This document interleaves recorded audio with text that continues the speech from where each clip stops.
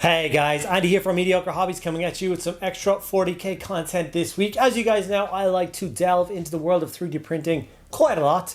It is, I would say, my secondary hobby. Primary hobby is miniature painting and Warhammer and all that jazz. And my secondary hobby would indeed be 3D printing, and I really like how those two things mash together. I thoroughly enjoy playing around with the machines, learning what's good, what's useful, like finding cool models to print and work on and stuff like that. It's a whole other thing, and I love it. And like I said, I do love when those two things combine so that I can use my 3D printing skills, knowledge, and equipment to help me in the world of Warhammer. And that's what we're tackling in today's video. Anvil Industries has supported this channel now for like 6, 7, 8 months. So we're super grateful for those guys for supporting a video on our channel every single month. And in this month, they are doing something known as the Daughters of the Burning Rose. So they are a stand-in collection of miniatures that will work perfectly for Sisters of Battle. Now, I personally already have a huge metal and a huge plastic army of Sisters of Battle, so I don't think that I personally need more like squads of infantry and stuff like that. But in this month's pack, they also have all of the additional characters like a dialogist and a priest and a canoness and all those kind of things. So what I'm going to do in today's video is I'm going to print out one of their preacher models, and I'm going to paint that up, match it in with my Cadians, and show you guys a little bit about it. And I'm also going to share with you a little bit of lore about preachers in the 41st millennium, why they're there, what their purpose is on the battlefield, and stuff like that. So I will leave links down below to Anvil Industries where you can check out the bundle this month for the Daughters of the Burning Rose. What they have told me is that these were an exclusive Kickstarter thing from a couple of months ago, a couple of years ago. I don't actually know when their Kickstarter was, but now they're bringing them back remastered as digital files and sculpts that you can purchase from their website or be a part of their Patreon and get access to these files. They've also informed me that this is just the first one. There's too many miniatures from the Kickstarter to do in a single month, so there will be 2 more groups of these files released in the following year, as in the next kind of 12 months, scattered throughout the years, what they said, which will then complete and fill in all the gaps of all the other bits and pieces of models that you will need for Sisters of Battle. So if it's something that interests you, if you finally want to get your hands on some Sisters of Battle and not have to sell a kidney to do that, like I said, check out down below. Okay, without further ado, let's dive in and get this miniature painted up. Okay guys, these are some of the renders of the awesome parts of this particular model, the Daughters of the Burning Rose. So you do get a bunch of different body options, whether they're standing still or whether they are advancing. You get to choose which arms to use, which weapons and equipment to give them. It's not just kind of standard, you're stuck with these poses. Here's the arms. As you can see, they're holding the back of the gun, but you still have access to putting on whether you want a bolter, a flamer, a melta, or anything like that. Really cool options. Very clever design, meaning it's very simple for you to build whatever Sister Battle squads that you need, and some extra parts, whether you want to have like banner bearers or guys having different poses, or girls having different poses, excuse me. A bunch of different cool head options. Bottom left one being the most traditional Sister Battle one, but then some awesome extra ones. Then there's a bunch of extra ones. So you got like things like the Plague Doctor for your medic, basically. This one was really cool as well. It's basically another Plague Doctor. This is the preacher that I missed out on. I somehow didn't notice this when I was printing out the files. I kind of wish I'd printed this one because it's awesome. But it's okay. I can just print it out and do it for myself. And this is the one I did decide to print out. I thought she was a stunning standalone picture or piece, but I forgot to print out that horn bit on the top, which means I didn't know that she was a dialogist. As you can see, I don't have that bit on. She just looks like this awesome preacher. She's like, praying litanies into the microphone bit. She's holding her auto rifle to her side, which is all standard equipment that a Imperial preacher can take. And I decided I was going to make this thing be something more akin to like it's been serving with that guard regiment for quite a long time. So I'm personally reading the Gaunt's Ghosts books right now. I'm actually on the very last one they have out on Audible. And obviously there's a famous preacher in there called Ayatani Zweil. Very cool character, but he has served alongside that ghost regiment now for 20 plus years. So I'd imagine that some preachers might even, take on the colors and equipment and stuff like that of the guard regiment to kind of match in a little bit more. So I'm going to go for kind of standard guard colors with this lady. So like the tan fatigues and the green armor and stuff like that. But I'm going to let the video paint for itself. If that makes sense. And I'm going to give you guys a little bit of backstory and history on what an Ecclesiarchy priest actually is, or an Imperial preacher is, depending on which way you want to put it. So let's go by that. An Ecclesiarchy priest, also known as Adepta Ministorum priest.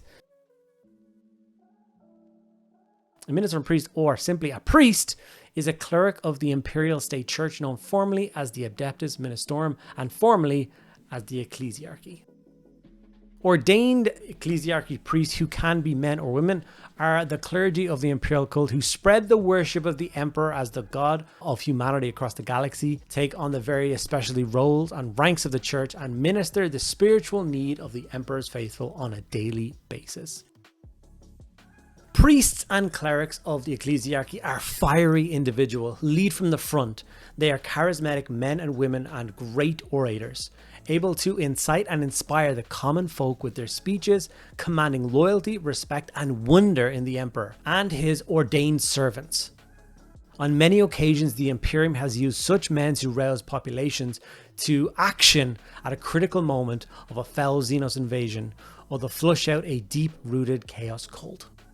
A priest has many skills. As they are an orator, they can hold their own in combat, and they are usually educated and wise in the ways of the Imperium.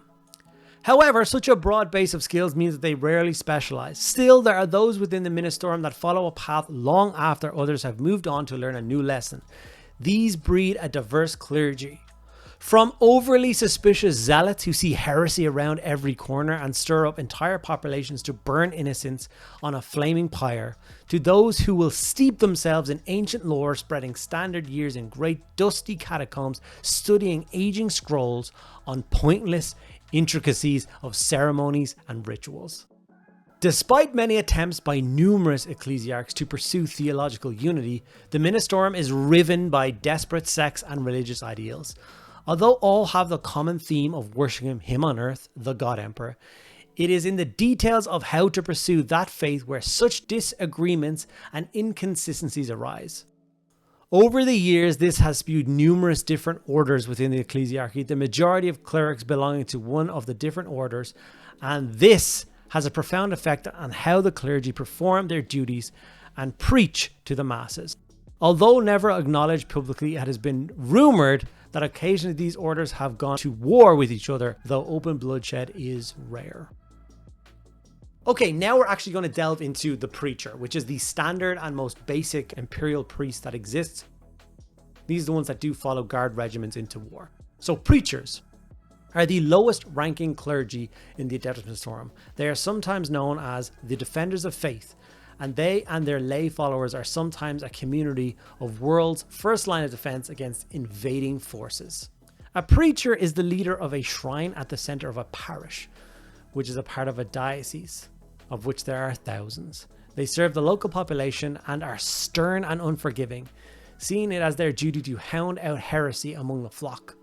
They often preside over public executions of discovered psychers, mutants, and other deviants. In the Imperial Guard, preachers are represented by Ministorum priests and led their brethren in battle, inspiring them with their passionate oratory even under attack from the enemy. Other preachers or banishers accompany inquisitors in their quests against chaos. Ecclesiarchy confessors led the order's militant, the Sisters of Battle. It is a foolish enemy who thinks they can outfight a devout confessor and his most loyal followers. A successful preacher may rise to become a pontifex, whose authority extends over parishes and other preachers. Their responsibilities can encompass an entire planet or even several planets, and their titles and ranks may be extended to indicate this. A pontifex terra is responsible for a part of the preachers and parishes on Terra.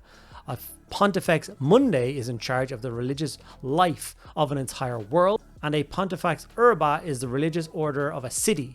And a Pontifex Astra authority covers the shires of one or more spacecraft.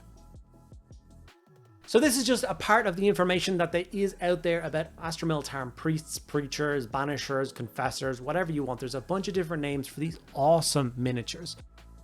And don't get it twisted, there are stunning miniatures out there representing these characters, but quite a lot of them are very, very old. And in this day and age, it is great to have companies like, of course, the Anvil Industries creating these extra files that we can print off, add into our forces, and have newer kind of sculpts and designs for these awesome miniatures.